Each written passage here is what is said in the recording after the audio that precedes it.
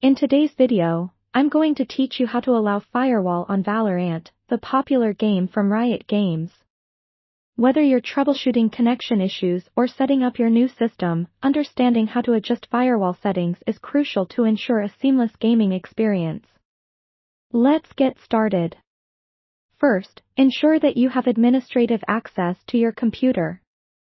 This is important because you'll need these privileges to make changes to system settings. Now, open your Windows search bar, typically found at the bottom left corner of your screen. Type in Control Panel and hit Enter. Once you're in the Control Panel, look for the System and Security section. It's generally positioned at the top of the list, so you shouldn't have any trouble finding it. Click on it. Next, locate Windows Defender Firewall within the System and Security options. This is the part of Windows that helps guard your computer against threats from the network. Click on Allow an app or feature through Windows Defender Firewall. You'll see a list of programs and features that are permitted to interact with your firewall settings. This page shows you the applications that currently have permission to send and receive data through your firewall. Now, scroll through this list until you find Valorant. If it's not already listed, you'll need to add it manually. Click on the Change Settings button at the top right corner of the window. This might prompt a security confirmation where you'll need to click Yes to proceed.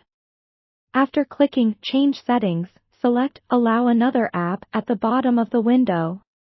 In the dialog box that appears, click on Browse and navigate to the installation directory of Valorant.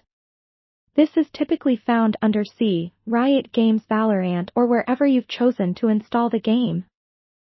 Select the Valorant executable file and click Open, then Add to include it in your list of allowed applications. You should now see Valorant in your exceptions list. Make sure both private and public boxes are checked next to Valorant. This configuration ensures that you can play the game regardless of the network you're connected to, whether it's at home on a private network or a public Wi-Fi hotspot. Once you've made sure that these boxes are checked, click OK to save your changes.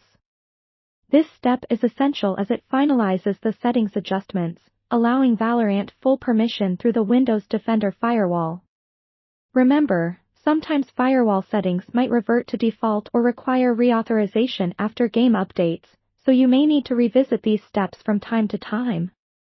With these changes, you should experience fewer connectivity issues and enjoy a smoother gameplay experience. Thanks for tuning in to learn how to allow Firewall on Valorant. Happy gaming, and as always, see you in the next video.